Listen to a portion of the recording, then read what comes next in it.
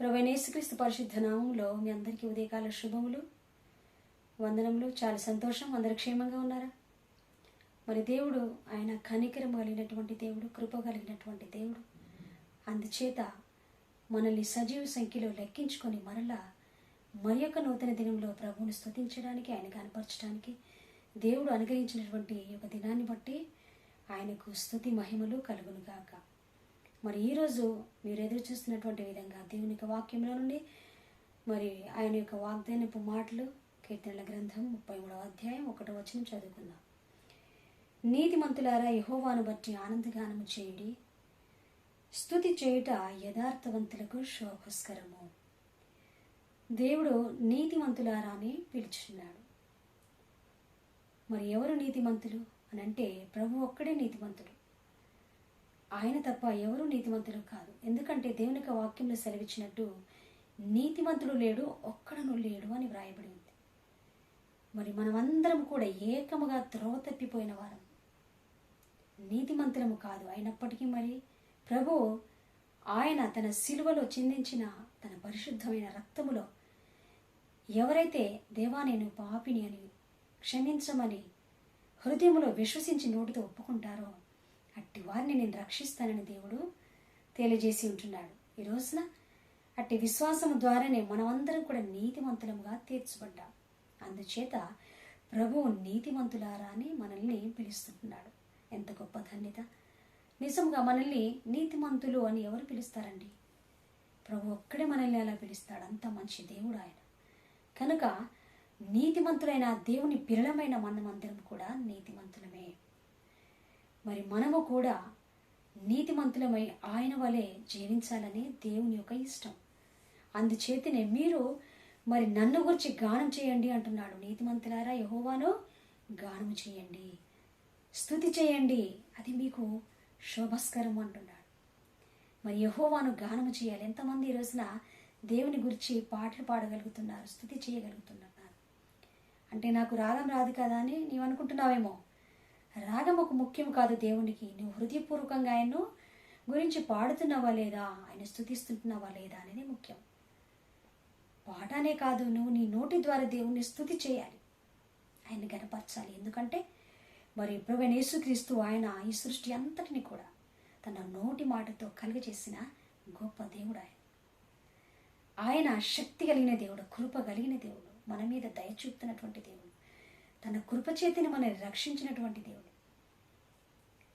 మరి అలనాడు ఇశ్రాయేలు ప్రజలను ఎర్ర సముద్రంలోని నీటిని రాశిగా చేసి ఆరిన నీళ్ళను నడిపించిన దేవుడు. ఈ రోజున మనందరినీ కూడా సజీవులుగా లెక్కించుకున్న దేవుడు. మనకు మీ అందరికీ కూడా వ్యాధుల్లో, బాధల్లో, సమస్యల్లో, ఇరుకుల్లో, ఇబ్బందుల్లో దేవుడు విడుదలని కలుగజేస్తున్నటువంటి దేవుడు.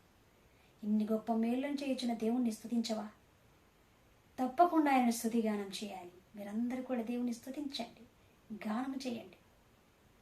అది యథార్థవంతులకు శోభస్కరం అంటున్నాడు.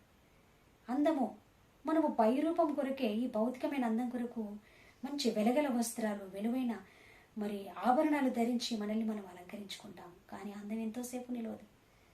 కానీ దేవుడు కోరుకునే అందం అది కాదు. కానీ 1 పేతురు పత్రిక 3వ అధ్యాయం 4వ వచనం ప్రకారం మీరు వెలుపటి అలంకారముగా ఎంచుకొనక మీ హృదయమును మరి అలంకరించుకోనండి, మీ హృదయపు అంతరంగ స్వభావం అలంకరించుకోనండి అంటున్నాడు.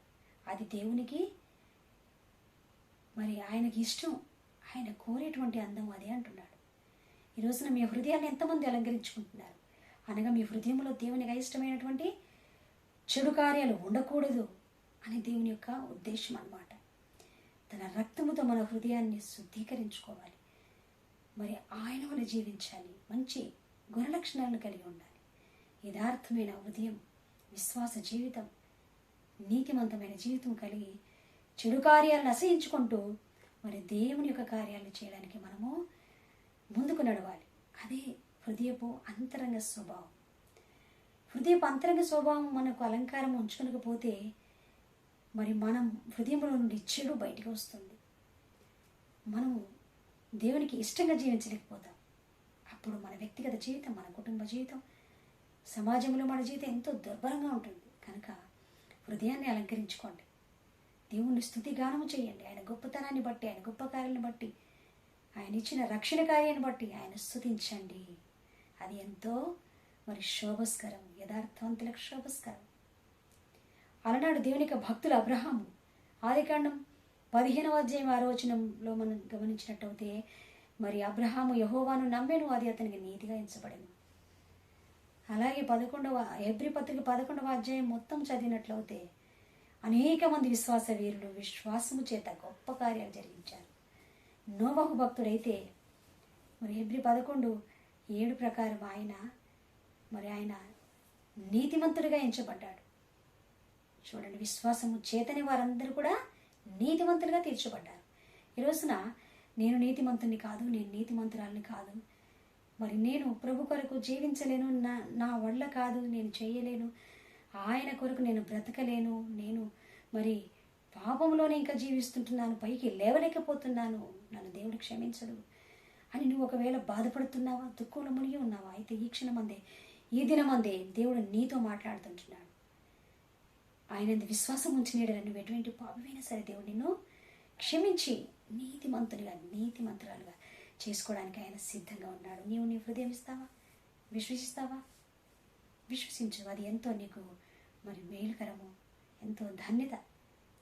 మరి ఆ విధంగా దేవుడు మిమ్మల్ని దీవించి నీతిమంతులుగా తీర్చునుగాక, యథార్థవంతులుగా, ఆయన స్తుతించేవారుగా, ఆయన గానము చేసేవారుగా మిమ్మల్ని ఆశీర్వదించునుగాక.